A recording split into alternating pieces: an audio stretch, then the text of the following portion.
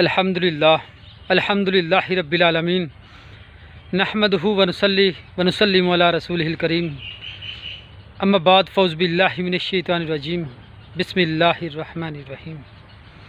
ویسے تو بہت سے لوگ گمراہ ہو جاتے ہیں، فاسق و فاجر ہو جاتے ہیں، لیکن کچھ لوگ ایسے ہوتے ہیں جو قرآن مجید برہان رشید کو پڑھ کر بھی گمراہ ہو جاتے ہیں۔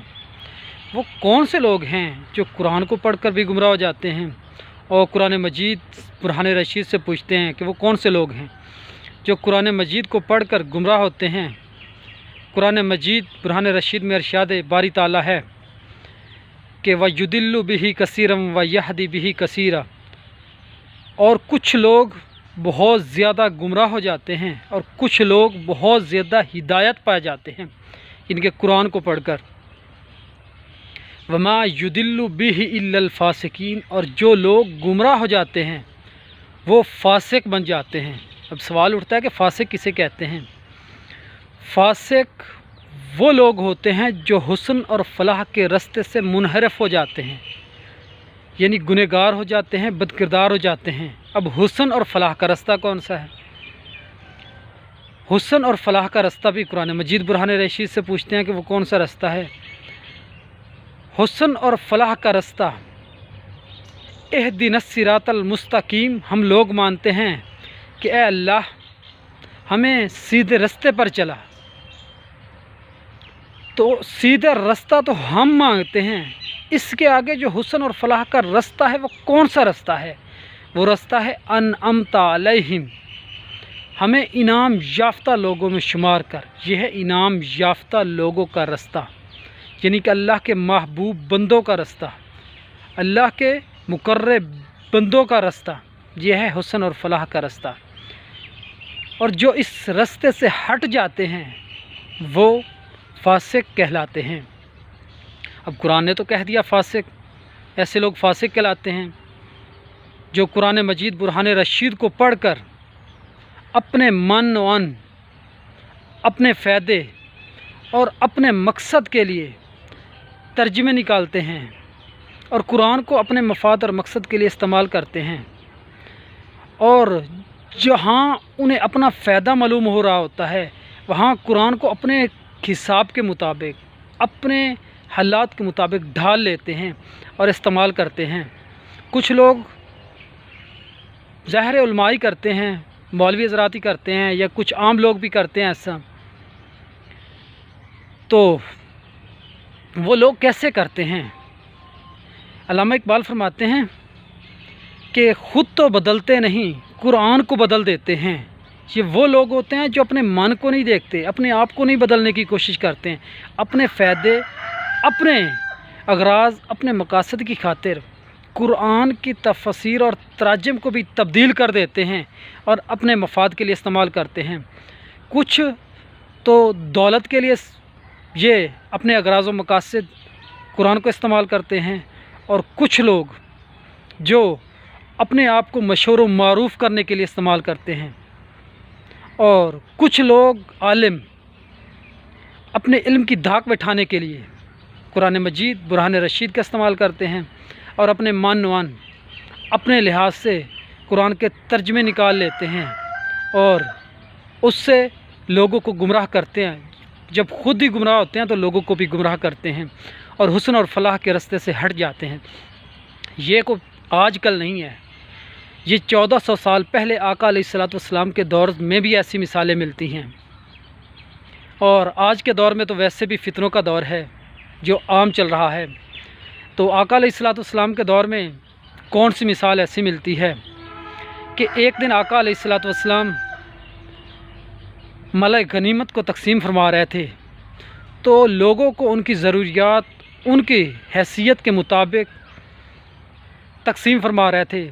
تو ایک بزرگ شخص آیا تو اس نے کہا اعتدل یا رسول اللہ، یا رسول اللہ اس میں انصاف کیجئے، یعنی آپ کسی کو کم دے رہے ہیں، کسی کو زیادہ دے رہے ہیں۔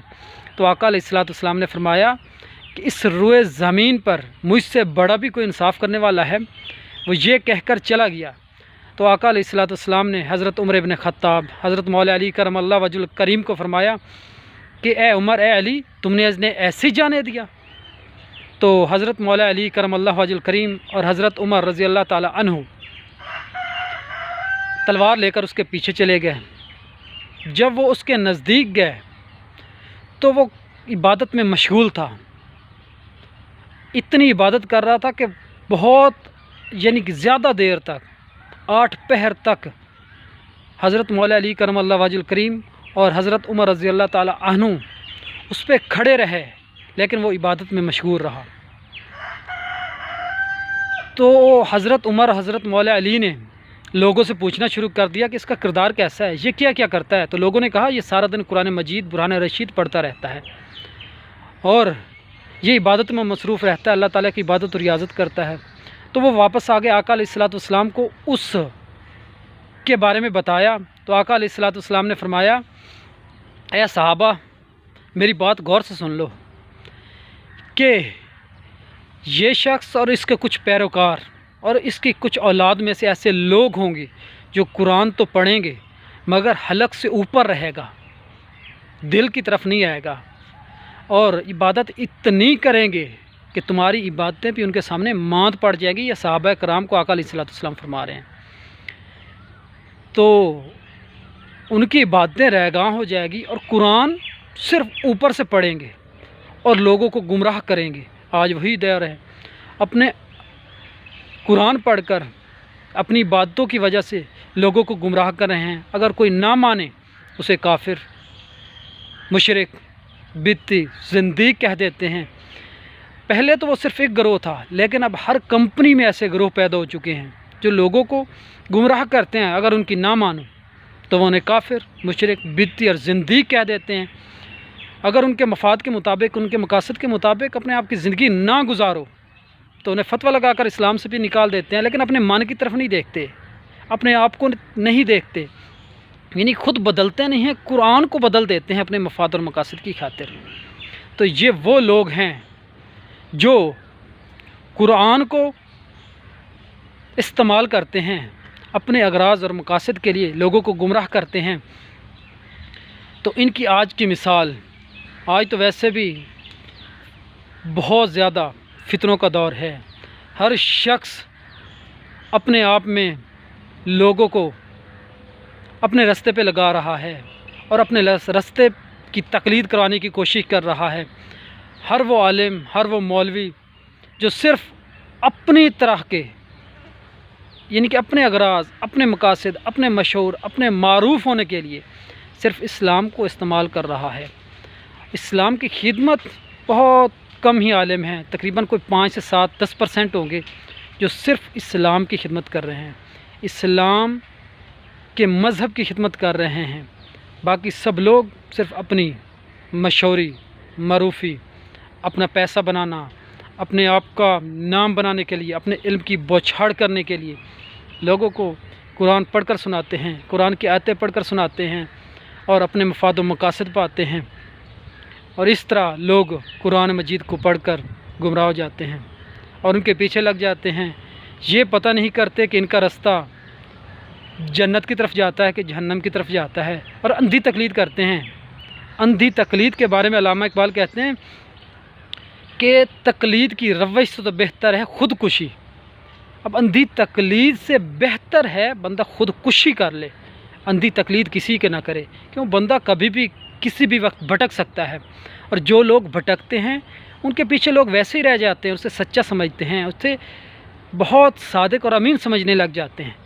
کوئی فرق نہیں پڑتا کہ اس نے کون سا جھوٹ بولا، کون سا سچ بولا۔ ہمارا ایمان آقا علیہ الصلوۃ والسلام کی ذات ہے، آقا علیہ الصلوۃ والسلام کا جو فرمان ہے، قرآن ہے، یہ ہمارا ایمان ہے، اور اسی سے محبت، اسی سے آقا علیہ الصلوۃ والسلام کے فرمان اور قرآن کی اطاعت، آقا علیہ الصلوۃ والسلام کی محبت ہماری نجات کا رستہ ہے۔